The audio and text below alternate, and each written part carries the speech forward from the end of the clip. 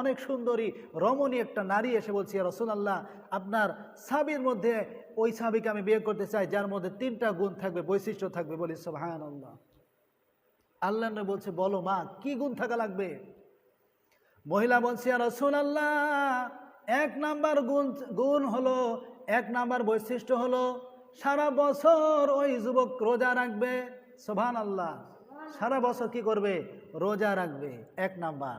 2 নাম্বারে হলো সারা রাত নফল ইবাদত করবে। সারা রাত কি করবে? নফল ইবাদত করবে। আর 3 নাম্বারে হলো প্রতিদিন কোরআনুল কারীম খতম করবে। সুবহানাল্লাহ বলেন। প্রতিদিন কোরআনুল কারীম খতম করবে। এই 3টা বৈশিষ্ট্য, এই 3টা বৈশিষ্ট্য যেই যুবকের মধ্যে থাকবে আমি তাকে বিয়ে করব। বলি সুবহানাল্লাহ।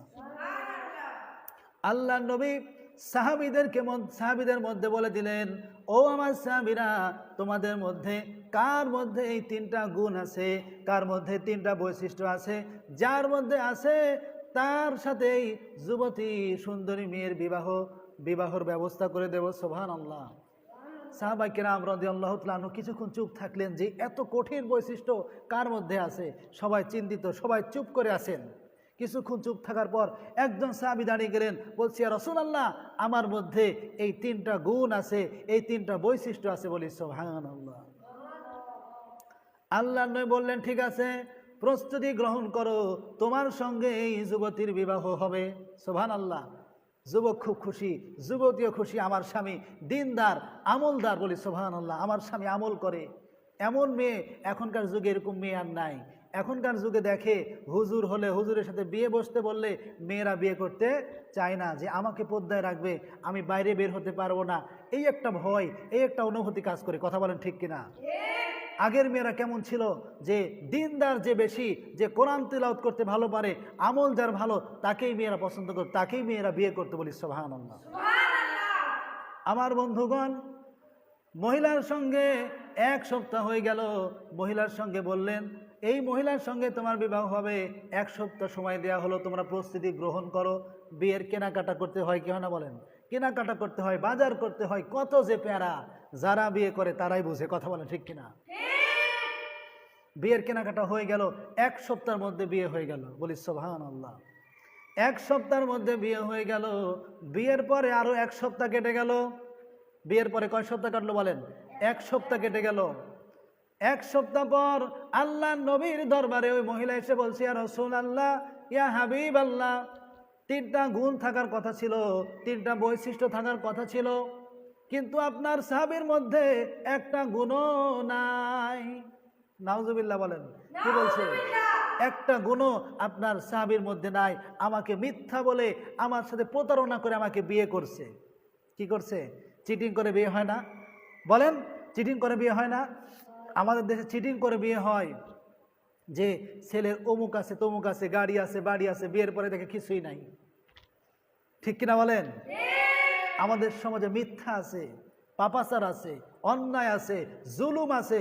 এগুলো থেকে আমরা মুসলমান, আমাদেরকে হেফাজতে থাকতে হবে, সমাজকে বাঁচাতে হবে, এলাকাকে বাঁচাতে হবে। কথা বলেন ঠিক কিনা? আমার বন্ধুগণ, এবার কি হলো? মহিলা বলছে, রাসূলুল্লাহ, আপনার সাহাবীর মধ্যে একটা গুণও নাই, একটা বৈশিষ্ট্যও নাই। আল্লাহ নবী জনাবে মুহাম্মদুর রাসূলুল্লাহ সাল্লাল্লাহু আলাইহি ওয়াসাল্লাম সাহাবীকে ডাক দিয়ে বললেন, ও আমার সাহাবী, তুমি আমার সাহাবী হয়ে কেমন করে মিথ্যা কথা বলতে পারলে? সাহাবী বলছে, ইয়া রাসূলুল্লাহ, আমি মিথ্যা বলি নাই। আমি 3টা বৈশিষ্ট্যের কথা বলা হয়েছে, 3টা গুণের কথা বলা হয়েছে, এই 3টা গুণ আমার মধ্যে আছে। আল্লাহু আকবার। এই 3টা গুণ, এই 3টা বৈশিষ্ট্য আমার মধ্যে আছে, হে রাসূল, আমি মিথ্যা বলি নাই। আর ওয়াইফ বলছে গুণ নাই, 3টা বৈশিষ্ট্যের মধ্যে একটাও নাই। আর স্বামী বলতেছে 3টা গুণ, 3টা বৈশিষ্ট্য আমার মধ্যে আছে। বলি সুবহানাল্লাহ। তাহলে আমাদের শোনা দরকার আছে না নেই বলেন? 3টা কি গুণ, কি আমল, এই আমল কিভাবে করে আমাদের জানা দরকার, শেখা দরকার আছে না নেই বলেন? আমার বন্ধুগণ, ধৈর্য ধরতে হবে, ধৈর্য ধরে মনোযোগ দিয়ে শ্রবণ করতে হবে। আমল কঠিন, কিন্তু আল্লাহ রসুলের আদর্শ মানলে, রসুলের সুন্নাহ মানলে আমাদের জন্য আল্লাহ সুবহানাহু ওয়া তাআলা সহজ করে দিয়েছে। বলি সুবহানাল্লাহ। আমার বন্ধুগণ, আমার ভাইরা, সাহাবীকে বললেন, আল্লাহ নবী ডেকে বললেন, ও আমার সাহাবী, তাহলে বলো তুমি কিভাবে আমল করো, কিভাবে আমলগুলো তুমি করো, তুমি বলো বলো কিভাবে করো। সাহাবী ডেকে বলছে, ইয়া রাসূলুল্লাহ, আপনার সোনার জবান দিয়ে আমি যেদিন থেকে শুনেছি সেই দিন থেকে আর আমি একদিনও ভুলি না, সেই দিন থেকে আমি আমল করি, একদিনও আমল ছেড়ে দিই না। আল্লাহু আকবার। হে রাসূল, আপনি বলেছেন যেই ব্যক্তি এশার সালাত জামাতের সাথে আদায় করবে এবং ফজরের সালাত জামাতের সাথে আদায় করবে, এশার নামাজ আর ফজরের নামাজ জামাতের সাথে যে ব্যক্তি আদায় করবে, সারা রাত নফল ইবাদত করার সওয়াব লেখা হয়ে যায় আমল নামে। বলি সুবহানাল্লাহ। সাহাবী বলছে, ইয়া রাসূলুল্লাহ, যেদিন থেকে আমি শুনেছি সেই দিন থেকে আমলগুলো করি। আল্লাহু আকবার। সাহাবী বলছে, ইয়া রাসূলুল্লাহ, তাহলে বলেন আমার আমল আমি ঠিকই করি, তাহলে সওয়াব পাই কিনা, সারা রাত ইবাদত করার সওয়াব আমার আমল নামে লেখা হয় কিনা। আল্লাহ নবী বলছে, অবশ্যই অবশ্যই 100% তোমার আমল নামায় সারা রাত ইবাদত করার সওয়াব লেখা হয়। আল্লাহু আকবার। দুই নাম্বারটা বলো। সাহাবী বলছে, ইয়া রাসূলুল্লাহ, দুই নাম্বারে হলো সারা বছর রোজা থাকার কথা ছিল, আমি হে রাসূল আপনার জবান দিয়ে শুনেছি, আপনার সোনার জবান দিয়ে আমি শুনেছি যে ব্যক্তি মাহে রমজান মাসের 30টা রোজা রাখবে। কয়টা রোজা? মাহে রমজানের 30টা সিয়াম, মাহে রমজানের 30টা রোজা যে ব্যক্তি রাখবে, রাখার পরে শাওয়ালের 6টা রোজা যে ব্যক্তি রাখবে, আল্লাহর নবী বলেছেন ওই ব্যক্তির আমলনামাতে সারা বছর রোজার সওয়াব লেখা হয়ে যায়। সুবহানাল্লাহ। বলছে, ইয়া রাসূলুল্লাহ, ইয়া হাবিবাল্লাহ, আপনি যেই দিন থেকে আমাকে বলেছেন এই দিন থেকে আমি 30টা রোজা রাখি, এরপরে আমি একটা রোজাও ছাড়ি না, শাওয়ালের 6টা রোজা রাখি। হে রাসূল, তাহলে বলেন আমার আমলনামাতে সারা বছরের রোজার সওয়াব হয় কিনা।